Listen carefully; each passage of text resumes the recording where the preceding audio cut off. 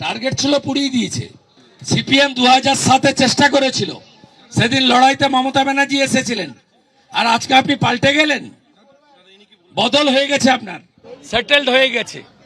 Exchange of suitcase attaché নিয়ে নিয়েছে, কাজ বুঝে এরা উঠবে না, অবস্থান ধর্ণা চলবে, আমরা আছি। ব্যবসায়ীদের অনেকে ষড়যন্ত্রের গন্ধ পাচ্ছে। সবাই বলছে, অনেকে না, সব একজোট, ঝান্ডা ছাড়া লড়াই হবে, আমরা থাকবো। আপনি কি মনে করছেন এটা ষড়যন্ত্র? অপোজিশন মানে সরকার, সরকারি দলের দ্বারা যে টর্চার হবে তার পাশে দাঁড়াবে। 4 বছর করেছি, এখানেও করে তুলতে দেব না। মমতা ব্যানার্জি জানলেন কি করে আগুন লাগবে? নতুন জায়গা ঠিক হয়ে গেল, বলো জায়গা ঠিক হয়ে গেছে, চলে যান। এই দোকানগুলো 1 লাখ টাকা, 25 লাখ টাকা করে দিন, তারপরে কথা হবে। ববি কালীগঞ্জে প্রচারে যাবে, ওই দিন আগুন লাগবে, ঠিক করেই ববি পালিয়েছে, মাল নিয়েছে, মাল। তৃণমূলের এখন নতুন নাম টাকা মারা কোম্পানি। গতকাল দুপুরেই মমতা বন্দ্যোপাধ্যায় তিনি পৌঁছে গিয়েছিলেন একেবারে খিদিরপুরে, গিয়ে সেখানে যে ব্যবসায়ীরা যারা ক্ষতিগ্রস্ত হয়েছেন তাদের সঙ্গে কথা বলেন মমতা বন্দ্যোপাধ্যায়। এলাকা ঘুরে দেখার পাশাপাশি ক্ষতিপূরণের ঘোষণা তিনি করেছেন। যাদের দোকান অল্প পুড়েছে তারা 50,000 টাকা, যাদের দোকানের বেশিরভাগটাই নষ্ট হয়ে গিয়েছে অগ্নিকাণ্ডে তারা পাবেন 1 লক্ষ টাকা। ক্ষতিপূরণের পাশাপাশি বিকল্প ব্যবস্থা, যেখানে একেবারে অত্যাধুনিক প্রযুক্তি থাকবে এবং অগ্নি নির্বাপনের সব রকমের বন্দোবস্ত থাকবে। সরকার নিজের টাকায় সেই ব্যবস্থা করে দেবে, মমতা বন্দ্যোপাধ্যায় প্রতিশ্রুতি দিয়েছিলেন গতকাল।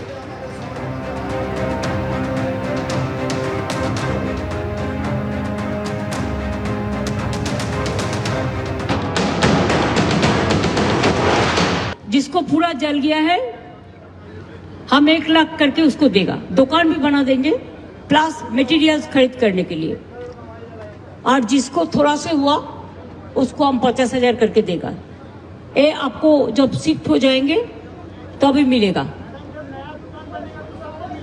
नया बनेगा जब, और नया जिसका दुकान जिधर में था उसका ही मिलेगा। बात यह है कि टेम्पोररी हम जल्दी से जल्दी, जितना जल्दी हो सका हम कर देंगे।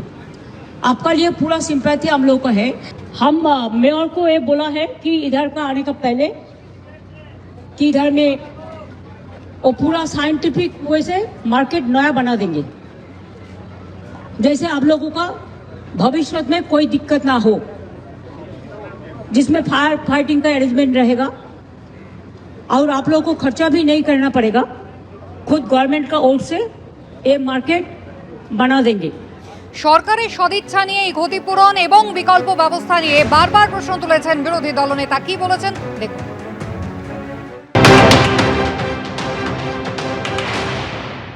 বলুন, আপনি বলুন কিছু। যার জন্য এজেন্ট হয়েছেন, বসেছেন, তিনি এখন পাল্টে গেছেন। আমিও 21 বছর ছিলাম ওনার সঙ্গে, তখন দিদি ছিলেন, এখন পিসি হয়ে গেছেন। আপনি আমি না থাকলে, অর্জুন সিং না থাকলে দিদি থেকে দিদিমা মুখ্যমন্ত্রী হতো না।